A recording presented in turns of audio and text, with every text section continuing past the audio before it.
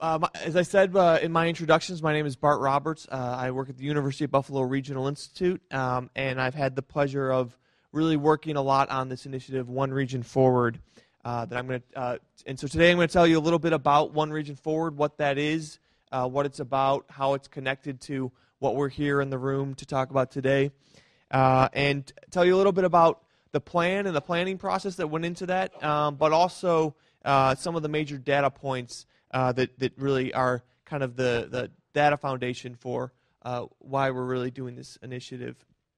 So let me start and say, One Region Forward is a regional planning initiative, and throughout this planning school, you're going to kind of learn different facets of planning. You're going to learn about urban design and planning at the housing, planning at the neighborhood level. You're going to learn about issues related to municipal planning. But regional planning is a really important initiative, a really important thing to focus on as well. Regional planning really allows us to think about the interdependent and interconnected issues that span across municipal borders, issues like our environment, our economy, our transportation systems, how we develop our land. These are all things that affect all of us in our two-county region and beyond, and we can't solve them by just thinking within our own municipal boxes.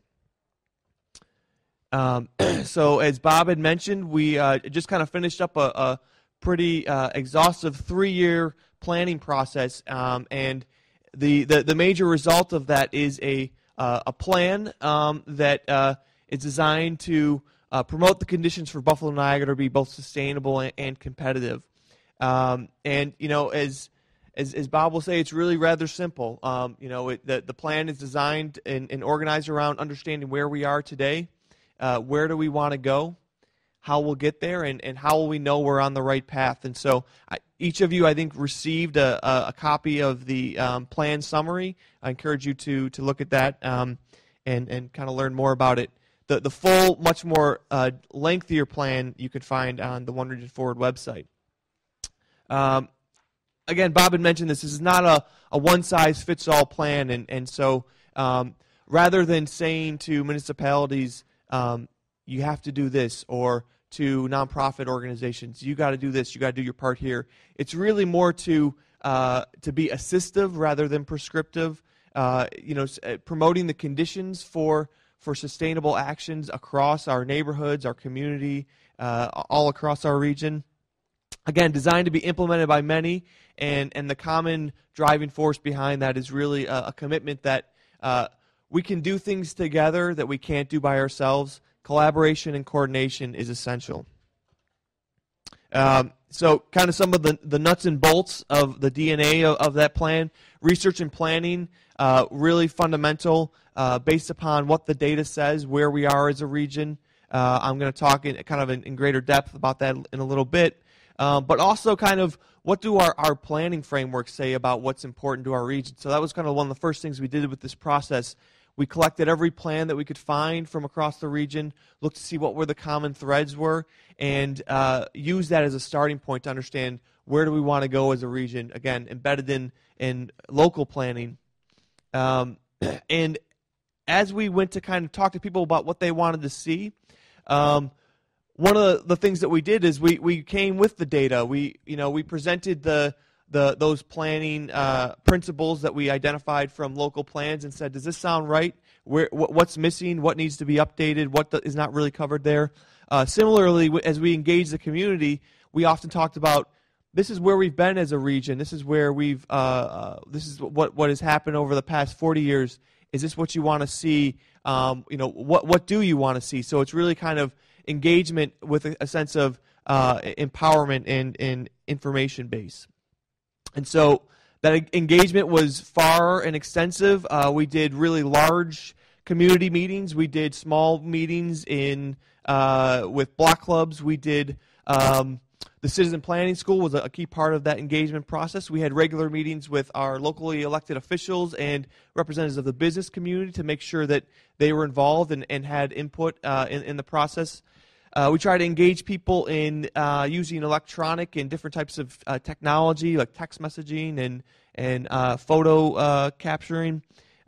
We went to as many fairs, festivals, farmers markets that we could go to, over 30 in total, everything down from the Springville Dairy Festival all the way up to the Lewiston Art Festival. And we gave, every time we got a request for a presentation, we obliged. So we gave, I think it was close to 70 presentations. Some were, presentations in people's living rooms. Some were, to a whole town or community. And one of the things that kind of was the hallmark of that extensive engagement was a participatory mapping exercise that some of you may have participated in. Essentially, we engaged people in what was somewhat of a board game, asking people to imagine what they'd like to see the future of the region look like, thinking about what they wanted to preserve and what they wanted to change. We did this all over the region. We did it with high school students, college students, continuing education students. We did it in Eden, organized by the South Towns Coalition, with people from all across the South Towns. We did it with Niagara Falls Housing Authority, with the Hamlin Park Community Association, with the Parkside Community Association. In total, we did it with 27 different organizations, and it was a great opportunity to really kind of engage people in a really hands-on activity to understand, what were the key values that represent our region, and what do we want to see? What do we want to collectively point our efforts towards? And so, summing up 3 years of engagement and 115 maps and all that stuff into kind of a series of brief bullet points doesn't really do it justice. That said, I'm going to do it real quickly here. These were just, certainly doesn't represent everything we value, but as it relates to how we use our land and how we develop as a region, here are kind of some of the major things. So the first was grow where we've already grown. We certainly have a lot of land in our region, but it makes the most sense to really invest where we already have infrastructure. Reinvesting in our brownfield sites for future economic opportunities, reinvesting in our neighborhoods that have suffered abandonment. Really kind of this idea that building more and more on land that's not infrastructure costs a lot more money, and that doesn't quite make sense. This idea of walkable communities was really something that was expressed widely across the region.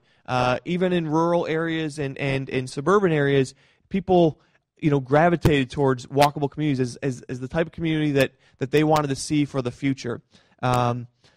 Connecting our region not just with cars, but other types of transportation options.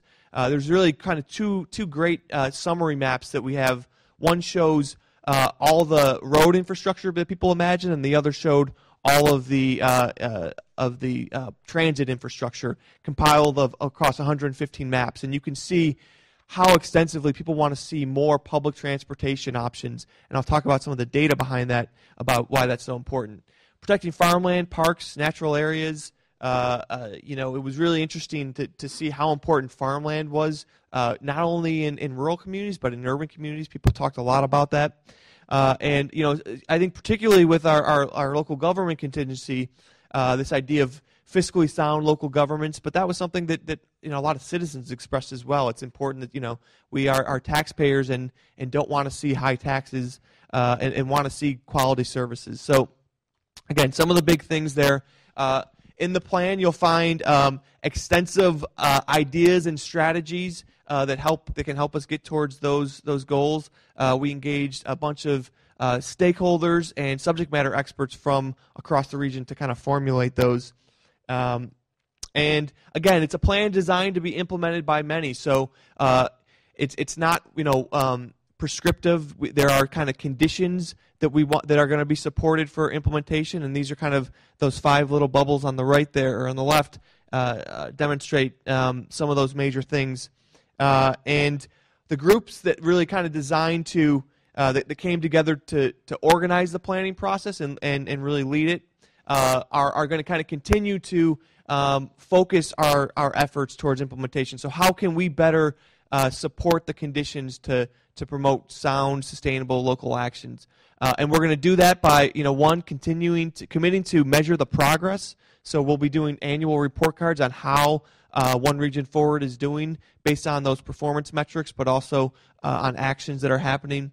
Continuing community learning and activities like this, as well as other types of speaker series that we're going to be working on, and kind of just facilitating and promoting collaboration across the region. And finally, a series of metrics in that plan summary. You can read about those indicators. I can tell people are really, really excited by indicators. When I said that, all your faces lit up. It was quite impressive. Okay, so all kidding aside, now I actually am going to talk about indicators and data. So, as the saying goes, you don't know where you're going if you don't know where you've been. And so here's a kind of the big.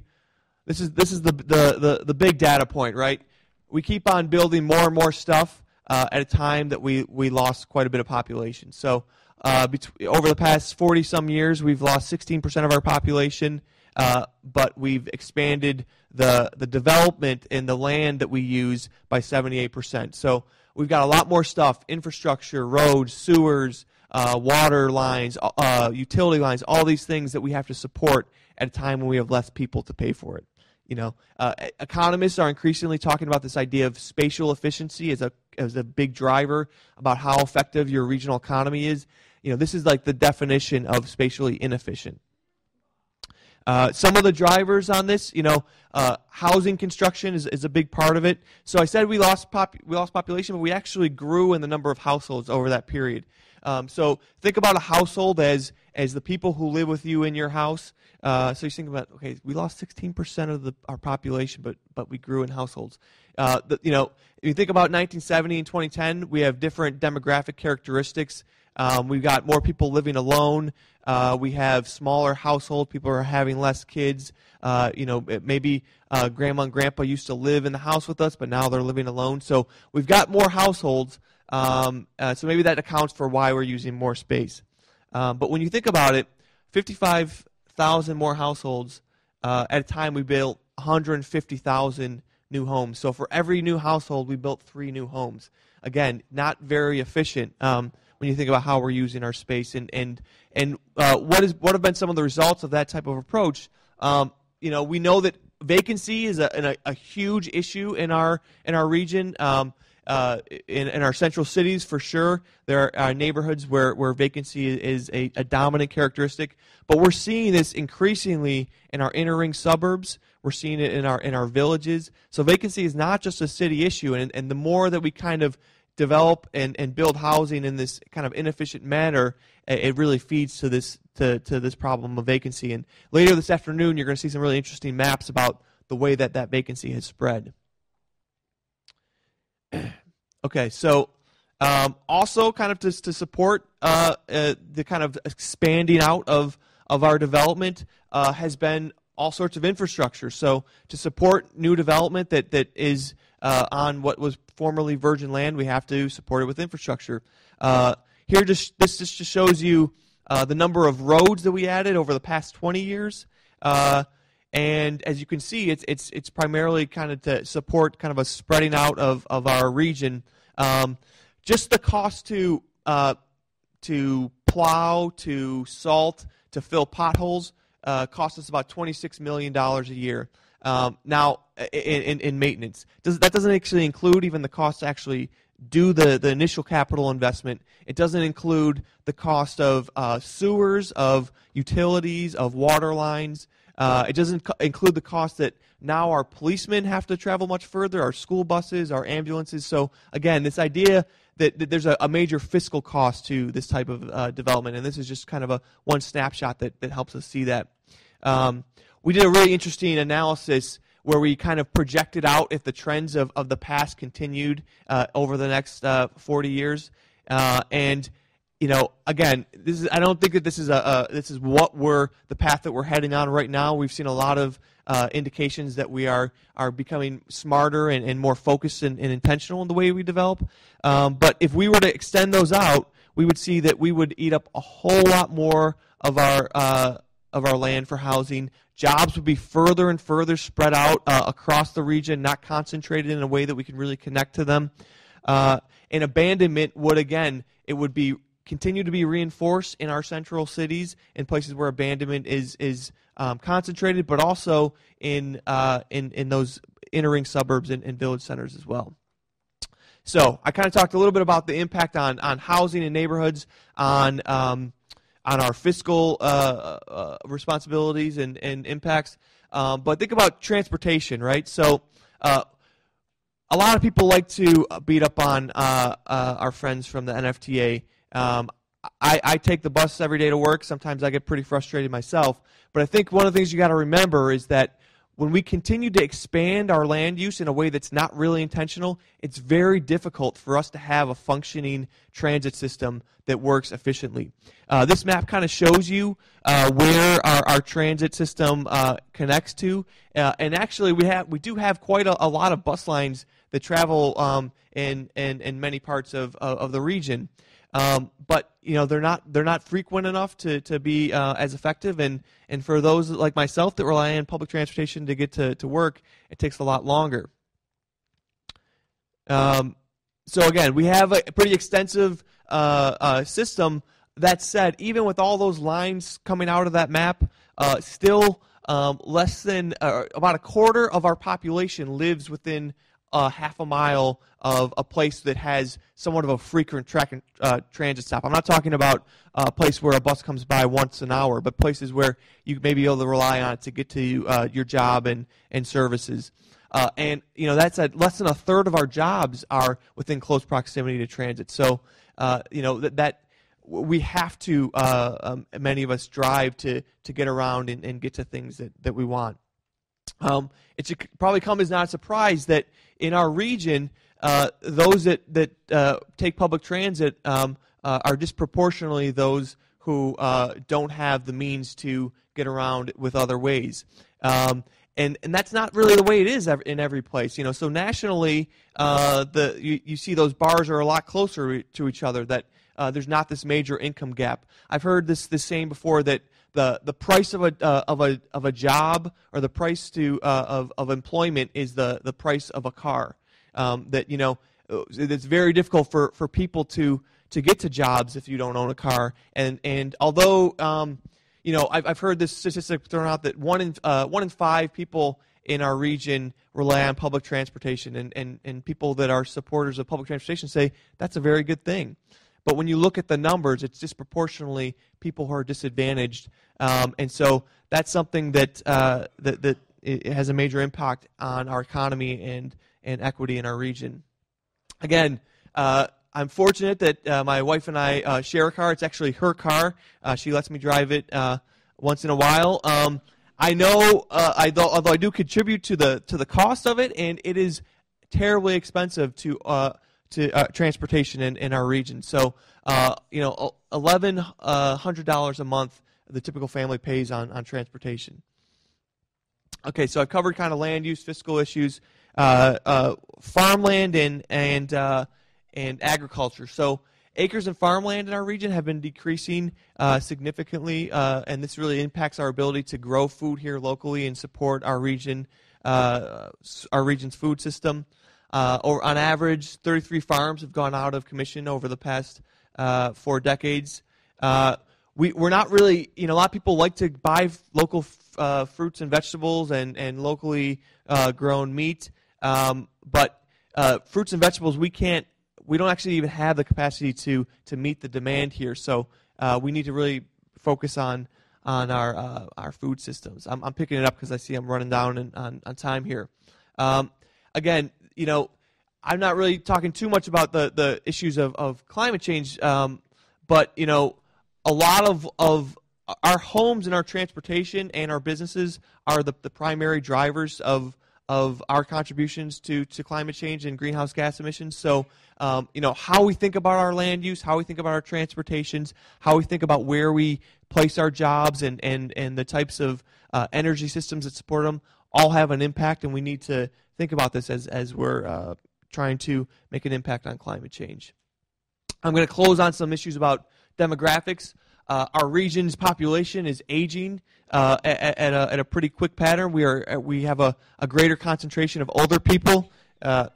That's the timer tells me I'm down, so I'm going to pick it up here. We have an older concentration of a greater concentration of older people in our region, and that has a major impact as people are aging. Where they want to live, the cost of owning a car, all those kinds of things. We've also seen. As we've seen, and people, I'm sure on your Facebook walls, you see all people posting stuff about young people moving back to the region. This is another, I think, demographic trend that speaks to the importance of how we grow as a region and the types of places that we create. And this one, I think, is critically important and reflects a trend that we're seeing really across the country. Over the last 10 or so years, our population pretty much remained stagnant, but where we saw growth was with people of color and different foreign-born individuals and ethnic groups. This statistic really blows my mind. In 2012, the year my son was born, the majority of children that were born in this country were of color. By 2020, that's only 5 years away, the majority of teenagers in this country will be of color. By 2030, the majority of our workforce, and by 2040, the majority of our population. So we are changing as a country. We're changing as a region. When we have severe inequalities based upon that are reflected across race, that is a huge impact for the type of region we can have, the type of economy that we can build. And so that's a really important thing for us to be focusing on as we think about One Region Forward. So I'm going to just close with you to talk about some tools that you can kind of dig a little bit deeper into the data that I talked about. A lot of those data points you can kind of dig deeper on our website, oneregionforward.org. We have a series of strategy documents on top of the plan that really digs into data points as well as kind of ideas that we can do on issues of building communities, food systems, climate change, all things that can help local decision making.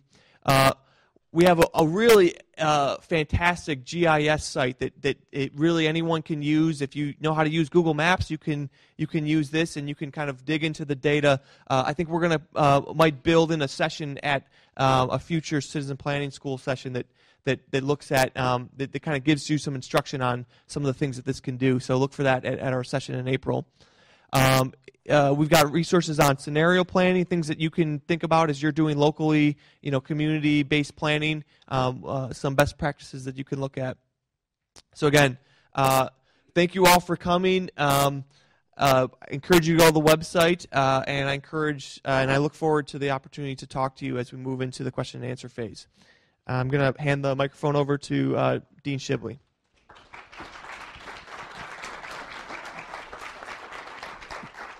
Give them